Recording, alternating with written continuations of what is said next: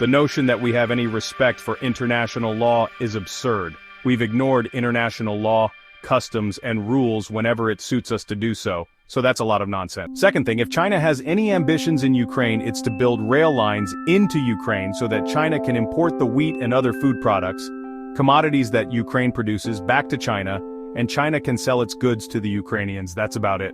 See, the thing is that he, like so many people in the United States, are living in a world that no longer exists. Strangely enough, President Putin and President Xi are interested in a world where there is no war, because war is ultimately bad for business, which they understand.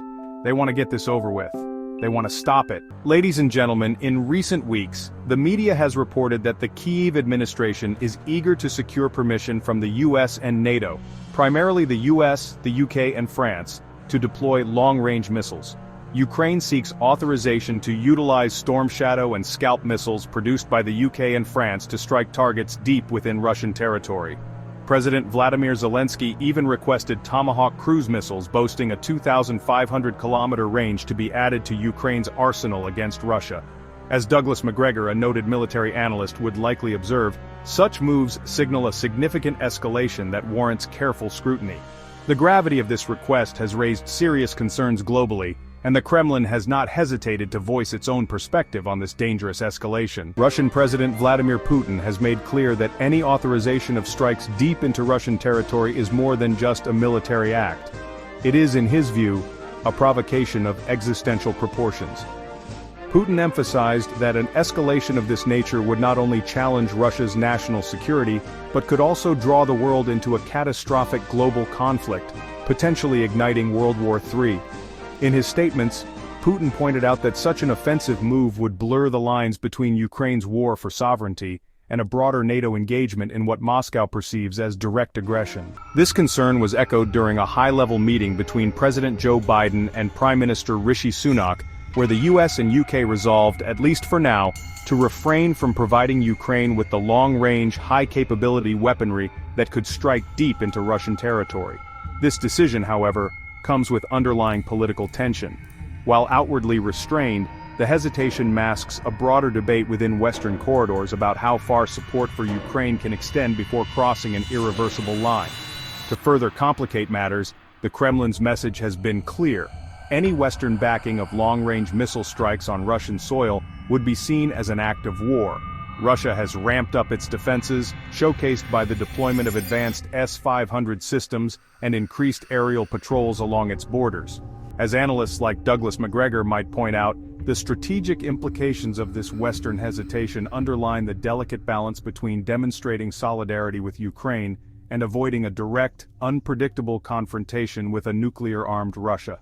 But even a temporary halt doesn't mean it's off the table indefinitely, leaving Russia and the world to wonder, how long will this restraint last? In Europe, France has strategically positioned itself as both a staunch ally of Ukraine and a formidable voice within NATO.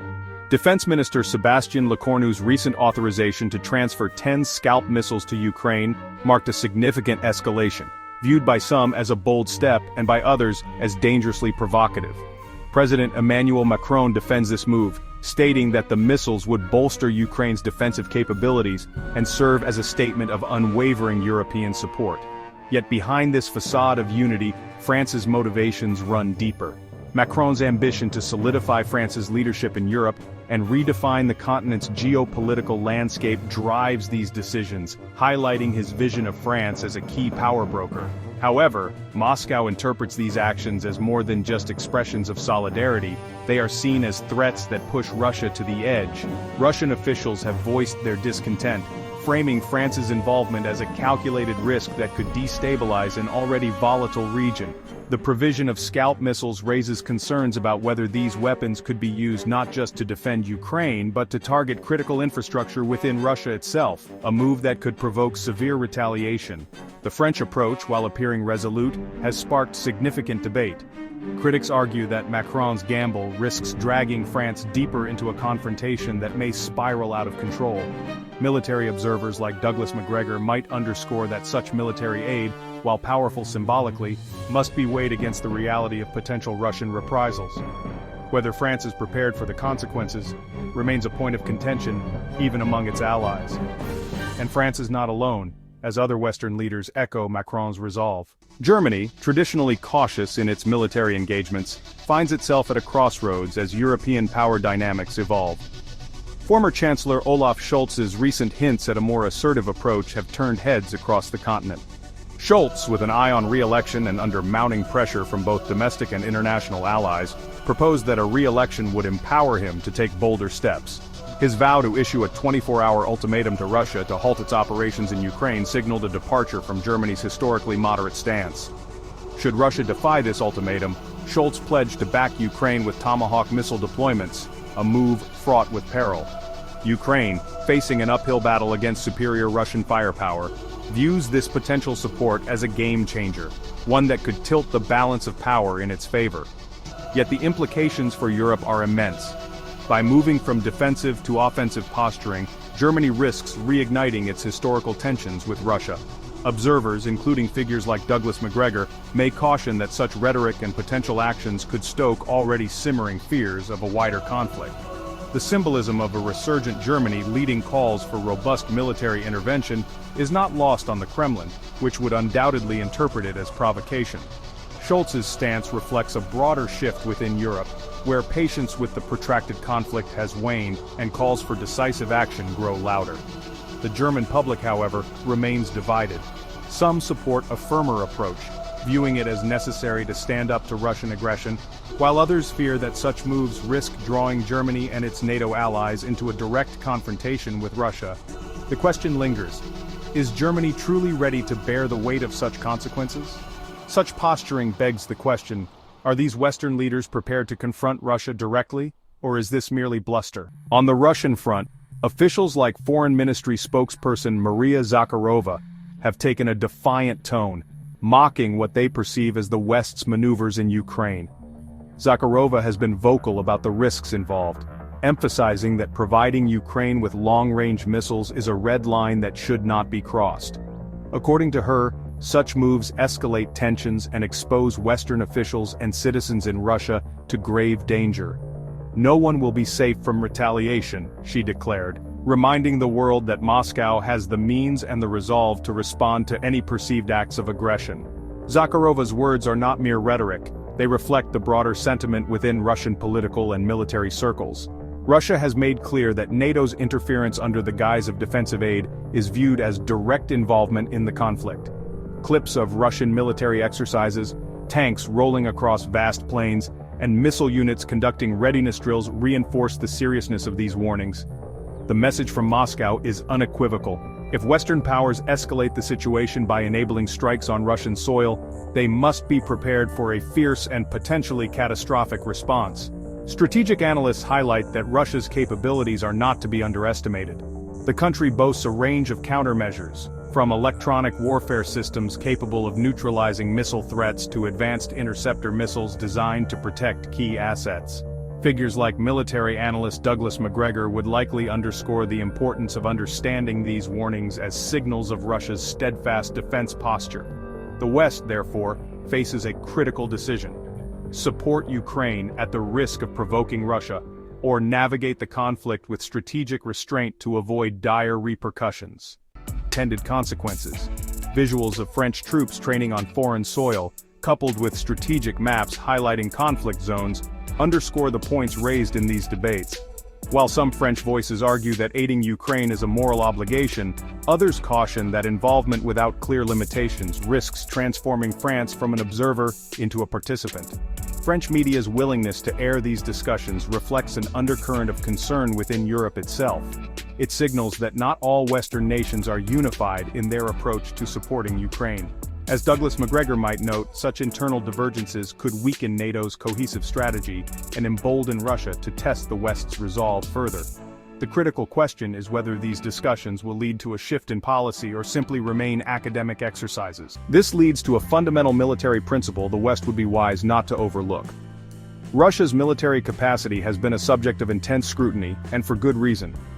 The country's air defense systems, notably the S-300, S-400, and S-500, have proven formidable in neutralizing a variety of missile threats. These advanced platforms are capable of intercepting everything from high-speed cruise missiles to complex multi-vector threats. Visuals of past missile interceptions and defense drills emphasize that Russia has spent years refining these technologies, building a robust shield around its strategic assets.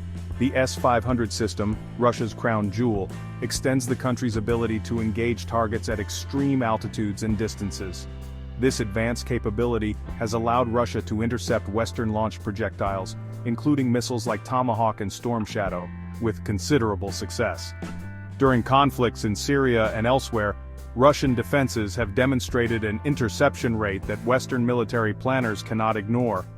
Reports indicate that in certain engagements, over half of incoming missiles were intercepted before reaching their targets. This statistic alone places significant doubt on the efficacy of using high-cost missile strikes against such formidable defenses. Observers like Douglas Macgregor would argue that the strategic advantage Russia holds in missile defense cannot be underestimated. These systems, bolstered by a network of radar installations and electronic warfare units, ensure that any attempt to breach Russian airspace is met with layered, comprehensive defense. As visuals of training exercises illustrate, Russian military personnel are well prepared to deploy these systems effectively. The question for Western strategists is whether investing in costly long-range strikes is worth the gamble, knowing that success is far from guaranteed. Moreover, Russia's missile defense capabilities have implications for NATO's strategic calculus. If the West escalates with high-value missile attacks, it risks not only the financial burden of lost munitions but also the political fallout of ineffective strikes. The reality is clear. Russia's ability to defend its territory adds a significant layer of complexity to any offensive plan the West may consider. And as for the financial toll, we turn to the extraordinary costs incurred by the West in this conflict. Each Tomahawk missile carries an eye-watering price tag of $1.41 million, while Storm Shadow and Scalp missiles each exceed the $1 million mark. This level of expenditure is sustained by Western taxpayers who foot the bill for these ambitious military efforts. However, the effectiveness of these investments is not guaranteed. The missiles are complex, built with rare earth metals and microchips that drive up production costs significantly. This raises the question of economic sustainability, as Western governments face increasing scrutiny over how such funds are allocated, especially with domestic issues demanding attention. As countries like the US, UK, and France balance their defense spending with public needs, they must justify these expenses to their citizens. The risk of costly missile strikes being intercepted by Russia's robust air defenses only adds to the financial uncertainty for Western economies already navigating inflation and post-pandemic recoveries. The stakes are higher than ever. Each failed mission is not just a tactical loss but a blow to public confidence and economic stability. But for Russia, these high-dollar missiles are no more than a strategic puzzle that its defenses can solve. As NATO accelerates arms transfers to Ukraine, the specter of escalation looms larger. Russia has issued a stern warning. Any missile that strikes its territory will be met with an equal and opposite force. This declaration underscores the Kremlin's readiness to leverage its advanced defense and retaliatory systems to maintain strategic dominance. For Western strategists, this is a daunting prospect. Any misstep could transform a controlled conflict into a larger, unpredictable confrontation across Europe. The potential fallout of such an escalation is enormous. Hypothetical missile paths show the proximity of strikes to Russian borders, underscoring the risk that a single miscalculation could ignite a broader war. NATO must carefully navigate this complex scenario, balancing support for Ukraine against the prospect of provoking a massive and uncontrollable conflict with Russia.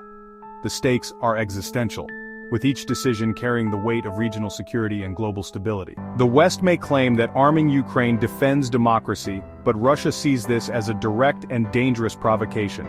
In conclusion, the decision to arm Ukraine with long-range missiles doesn't just threaten military balance, it redefines global stability. Western leaders weigh Ukraine's defense needs against their own nation's economic and strategic interests, while Russia stands firm, ready to counter any aggression. As Douglas Macgregor and other analysts suggest, the situation demands a sober reassessment to avoid an irreversible conflict. As the world watches, only time will reveal whether these gambles lead to strategic gains or global chaos. Thank you for watching. Follow us for more on this developing story.